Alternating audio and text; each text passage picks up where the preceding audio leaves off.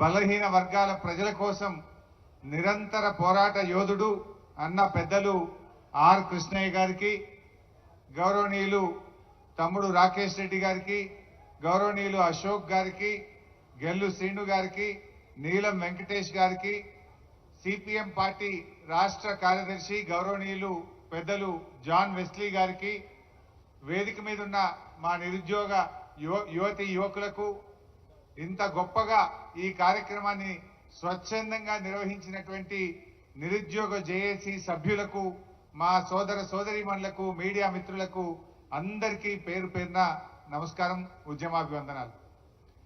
కాలాతీతమైంది, నేను ఎక్కువ టైం తీసుకోను, 5-10 నిమిషాల్లోనే ముగిస్తాను. దాదాపు 2 దాటింది కనుక మీ ఓపికను ఇంకా పరీక్షించే ఇదైతే నాకు లేదు. మిత్రులారా, ఈరోజు ఈ నిరుద్యోగ జేఏసీ ఏమడుగుతా ఉంది? నాడిచ్చిన మాట నిలబెట్టుకో రేవంత్ రెడ్డి అని అడుగుతుంది. ఇదే రేవంత్ రెడ్డి ఆనాడు నిరుద్యోగ యువతి యువకుల దగ్గరికి వచ్చి వేడుకున్నాడు, ఎన్నికల్లో వాడుకున్నాడు. గద్దెనెక్కిన తర్వాత ఏమైందయ్యా నువ్వు ఇచ్చిన మాట అంటే ఇవాళ మొండి చేయి చూపిస్తా ఉన్నాడు, నిరంకుశంగా అణిచివేసే ప్రయత్నం చేస్తా ఉన్నాడు. ఆనాడు రేవంత్ రెడ్డి గారిని నమ్ముతారో నమ్మరో అని రాహుల్ గాంధీ గారిని అశోక్ నగర్ సెంట్రల్ లైబ్రరీ మెట్ల మీద కూర్చోబెట్టి మొదటి ఏడాదే 2 లక్షల ఉద్యోగం ఇస్తామని చెప్పి రాహుల్ గాంధీతో చెప్పించారు. ప్రియాంక గాంధీ గారితో సరూర్ నగర్ స్టేడియంలో మీటింగ్ పెట్టి మొదటి ఏడాది 2 లక్షల ఉద్యోగాలు ఇస్తామని, రాజీవ్ యువ వికాసం ఇస్తామని, 4000 నిరుద్యోగ భృతి ఇస్తామని, బ్యాక్లాగ్ పోస్టులన్నీ నియామకాలు చేస్తామని ఎన్నెన్నో మాటలు చెప్పించారు. మరి మాటలు చెప్పిన రాహుల్ గాంధీ, మాటలు చెప్పిన ప్రియాంక గాంధీ ఇలా పత్తా లేకుండా పోయిండ్రు. గాంధీలు మాయమైపోయిండ్రు. గాంధీల పేరు చెప్పి ఓట్లు అడిగిండ్రు. మేనిఫెస్టోలో పెట్టి బాండ్ పేపర్లు పంచి గద్దెనెక్కిన ఇవాళ రేవంత్ రెడ్డి ఏమో ఏమైందయ్యా అంటే ఇవాళ అలా కూర్చున్నాడు, జూబ్లీ హిల్స్ ప్యాలెస్ లో కూర్చున్నాడు.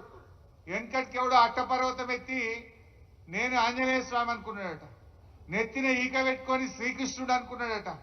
ఇవాళ ఈ రేవంత్ రెడ్డి కూడా జూబ్లీ హిల్స్ ప్యాలెస్ లో పోలీస్ పహారాల మధ్య కూర్చొని ఈయన కూడా అట్లే భావిస్తా ఉన్నాడు. నీకు దమ్ముంటే రేవంత్ రెడ్డి పోలీసు లేకుండా ఒక్కసారి చిక్కడపల్లికో, దిల్సుఖ్ నగర్ కో, అశోక్ నగర్ సెంట్రల్ లైబ్రరీకి రా, నీ బట్టలు కూడా చూపి పంపుతారు. అప్పుడు అర్థమవుతుంది నువ్వేదో ఆ పోలీస్ పహారాలో ఉండడు కాదు, ఇవాళ నీ నిజ స్వరూపం అర్థమైంది. రాష్ట్ర ప్రజలకు 2 ఏళ్లలోనే రేవంత్ రెడ్డి యొక్క మోసాలు, కాంగ్రెస్ దగ ఈ రాష్ట్రంలో అన్ని వర్గాల ప్రజలకు కూడా అర్థమైంది. జాబ్ నోటిఫికేషన్ ఏమయ్యా రేవంత్ రెడ్డి అంటే మద్యం షాపులకు నోటిఫికేషన్ ఇస్తున్నాడు. సిగ్గులేదు. ఆ మద్యం షాపులకు ఇంకా 2 నెలల టైం ఉన్నది, అదేమో అడ్వాన్స్ పిలిచిండు. 2 నెలల ముందే మద్యం షాపులకు నోటిఫికేషన్ ఇచ్చిండు. జాబ్ నోటిఫికేషన్ ఆనాడు అసెంబ్లీలో బీఆర్ఎస్ పార్టీ ఏమైంది నీ జాబ్ క్యాలెండర్ అని నిలదీసింది. మేం గట్టిగా పట్టుబడితే ఓ జాబ్ క్యాలెండర్ ని పెట్టిండు, మాట్లాడకుండానే అసెంబ్లీ వాయిదా వేసుకొని పారిపోయింది. గన్ పార్క్ దగ్గర పోయి ధర్నా చేసిన ఆ రోజు బీఆర్ఎస్ ఎమ్మెల్యేలు ఏంది ఈ జాబ్ క్యాలెండర్, ఈ దగా క్యాలెండర్ ఏంది అని అడిగినాం. పోనీ అదన్నా నిలుపుకున్నారా? అలా ఉద్యోగాల సంఖ్య లేదు, డేట్లు మాత్రం పెట్టిండ్రు. ఆ ఒక్క డేట్ అన్నా, ఒక్క నోటిఫికేషన్ అన్నా ఇచ్చినవా రేవంత్ రెడ్డి అని నేను అడుగుతా ఉన్నా. జాబ్ క్యాలెండర్ లో చెప్పినట్టు ఒక్క నోటిఫికేషన్ కూడా కాంగ్రెస్ పార్టీ ఈ రోజు వరకు ఇవ్వలేదు. అంటే మనకు ఎన్నో మాటలు ఇచ్చారు. 2 లక్షల ఉద్యోగాలు బోగస్, 4000 నిరుద్యోగ భృతి బోగస్, మెగా డిఎస్సి బోగస్, అదేవిధంగా రాజీవ్ యువ వికాసం అన్నారు, అదో బోగస్. ఆ రాజీవ్ యువ వికాసం వికసించక ముందే వాడిపోయింది. అది ఏం చెప్పిండ్రు? జూన్ 2వ తారీఖు నాడు 5 లక్షల మంది నిరుద్యోగులకు మేము రాజీవ్ యువ వికాసం కింద సాయం చేయబోతున్నామన్నారు. జూన్ 2 పోయి 5 నెలలు ఒక్కనికన్నా ఇచ్చిండ్రా? మాటలు కూడా బోగస్, హామీలు బోగస్. ఇవాళ అన్ని వర్గాలను మోసం చేసిండ్రు. నేను మా తమ్ముళ్లను కోరేది ఒక్కటే, ఇవాళ మీ చేతిలో ఒక అవకాశం ఉంది. రేవంత్ రెడ్డి కళ్ళు తెరిపించడానికి మీ చేతిలో ఒక అవకాశం ఉంది. ఈ జూబ్లీ హిల్స్ ఉప ఎన్నిక కొంతమంది చెల్లెళ్ళు ఇది ఎలక్షన్ లో నామినేషన్ వేసినట్టు కూడా నేను పేపర్లో చదివాను. నేను మీతో కోరేది ఒక్కటే, జూబ్లీ హిల్స్ ఓడిపోతే రేవంత్ రెడ్డి ఏం గద్దె దిగాడు కదా, ఆయన ముఖ్యమంత్రి పదవి ఏం పోదు కదా, ఇంకా 3 ఏళ్ళు పక్కా ఉంటాడు ఆయన్నే రేవంత్ రెడ్డి, ఉండాలని కూడా మేము కోరుకుంటున్నాం. ఇక మళ్ళా కాంగ్రెస్ 20 ఏళ్ళ దాకా మొలవదు. అయితే నేను మీతో కోరేది ఒక్కటే, దయచేసి మీరు కాంగ్రెస్ ను జూబ్లీ హిల్స్ లో ఓడించాలని, ఆనాడు కాంగ్రెస్ ను గెలిపించాలని బస్సు యాత్ర చేసిండ్రు. ఆనాడు కాంగ్రెస్ మిమ్మల్ని వేడుకున్నది, వాడుకున్నది. ఇవాళ గెలిచి గద్దెనెక్కి మీకు దగా చేసింది కాంగ్రెస్. ఆ కాంగ్రెస్ కళ్ళు తెరిపించాలంటే, ఆ కాంగ్రెస్ కు సురుకు బుట్టాలంటే జూబ్లీ హిల్స్ లో కాంగ్రెస్ ను ఓడించడానికి మా నిరుద్యోగ యువతి యువకులందరూ దండుగట్టి బయలుదేరండి. కాంగ్రెస్ ఓడితే ఆయన రివ్యూ చేసుకుంటాడు. రాహుల్ గాంధీ అడుగుతాడు, నేను ఏమైందా నువ్వు ఎందుకు ఓడినావు అంటే, అప్పుడు మా నిరుద్యోగ యువతి యువకులకు 2 లక్షల ఉద్యోగాలు ఇస్తా అని రాహుల్ గాంధీ, ప్రియాంక గాంధీ మాట ఇచ్చి మోసం చేసింది కనుక ఈ నిరుద్యోగ యువకులే కాంగ్రెస్ ను ఓడించిండ్రు అనేటువంటి విషయం వాళ్ళకి అర్థం కావాలి. ఉద్యోగాలు ఇవాళ మనకు 2 లక్షల ఉద్యోగాలు రావాలంటే, మెగా డిఎస్సి రావాలంటే, జీవో 46 అమలు కావాలంటే జూబ్లీ హిల్స్ లో కాంగ్రెస్ కు గుణపాఠం చెప్పండి. అప్పుడే ఇవన్నీ వస్తాయి. గవర్నమెంట్ ఏం మారది, కొత్త గవర్నమెంట్ ఏం ఎక్కదు.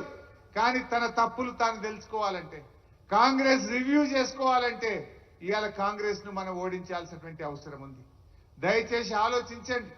జీవో 29, జీవో 55 ఆనాడు అసెంబ్లీలో నేను ఎంత గట్టిగా మాట్లాడానో మీరందరూ కూడా చూసే ఉంటారు. ఆయన బట్టి విక్రమార్క గారు, మీరు దళిత వర్గం నుంచి ఉప ముఖ్యమంత్రిగా, ఆర్థిక మంత్రిగా ఉన్నారు, రేవంత్ రెడ్డికి ఎట్లయినా సోయి లేదు, నువ్వన్నా పట్టించుకో బట్టి గారు అని చెప్పి శాసనసభ వేదికగా బతిల్లాడినా కూడా ఆయన పట్టించుకునే పరిస్థితుల్లో లేడు. అంటే ఇవాళ ఎంత దుర్మార్గంగా వ్యవహరిస్తున్నారో మీ అందరికీ అర్థమైతా ఉంది. జాబులు నింపండి అయ్యా అంటే జేబులు నింపుకుంటున్నారు కాంగ్రెస్ వాళ్ళు. జాబులు నింపుతలేరు కానీ కాంగ్రెస్ నాయకులు జేబులు నింపుకునే పనులు పడ్డారు, గల్ల పెట్టెలు నింపుకుంటున్నారు. ఏమి చూసినా పర్సెంటేజీలు. ఇవాళ రేవంత్ రెడ్డి విద్యాశాఖ మంత్రిగా ఫెయిల్, మున్సిపల్ మంత్రిగా ఫెయిల్, హోం మంత్రిగా ఫెయిల్, ముఖ్యమంత్రిగా కూడా ఫెయిల్ అయిపోయింది. ఒక్క దాంట్లో మాత్రం పాస్ అయింది, కలెక్షన్ మంత్రిగా మాత్రం పాస్ అయింది, వసూళ్లలో మాత్రం పాస్ అయిండు, అన్నిట్లలో ఫెయిల్ అయిపోయింది. ఇందాకో తమ్ముడు బాగా చెప్పిండు, విద్యరాని రేవంత్ రెడ్డి విద్యాశాఖ మంత్రి, దేశంలో అతి ఎక్కువ క్రిమినల్ కేసులు ఉన్న ముఖ్యమంత్రి ఈయననే హోం మంత్రి, జీవితంలో ఎన్నడూ మంత్రి చేయని వ్యక్తి డైరెక్ట్ గా ముఖ్యమంత్రి అయితే ఇలా రాష్ట్రం పరిస్థితి ఏమైతుందో మనందరం కూడా గమనిస్తా ఉన్నాం. ఏది ఏమైనా బాగా ఆలోచించండి. ఇవాళ నిరుద్యోగ యువతి యువకులు రాష్ట్రంలో ఏం జరుగుతుందో ఆలోచించండి. ఆనాడు బీఆర్ఎస్ ప్రభుత్వం టీఎస్ ఐపాస్ తెచ్చి పారిశ్రామికవేత్తలకు రెడ్ కార్పెట్ వేసి పెద్ద ఎత్తున ఐటీ ఉద్యోగాలు సంపాదించింది, పెద్ద ఎత్తున పెట్టుబడులను ఆకర్షించింది, పెద్ద ఎత్తున ఇండస్ట్రీస్ పెట్టించి ఎన్ని వేలాది ఉద్యోగాలకు అవకాశం కల్పించింది. ఇవాళ ఏం జరిగింది? Gun culture. ఆనాడు మనం పెట్టుబడులు ఆహ్వానిస్తే, ఆనాడు మనం పారిశ్రామికవేత్తలను ఆహ్వానించి ప్రైవేట్ రంగంలో ఉపాధి అవకాశాలు పెంచితే ఇవాళ వీళ్ళు తుపాకులు పెట్టి వాటాల కోసం పోరాడుతున్నారు. మంత్రులు, ముఖ్యమంత్రి ఇవాళ గన్నులు పెట్టి బెదిరిస్తున్నారని ఎవరు చెప్తున్నారు? స్వయంగా కేబినెట్ మంత్రి గారి కుమార్తె చెప్పింది, రేవంత్ రెడ్డి తుపాకిచ్చి పంపిండు, బెదిరించి వసూళ్లు చేస్తున్నాము అని చెప్పి మనం చెప్తలేము, మంత్రి గారి కుమార్తె చెప్తుంది. ఇవాళ ఐఏఎస్ ఆఫీసర్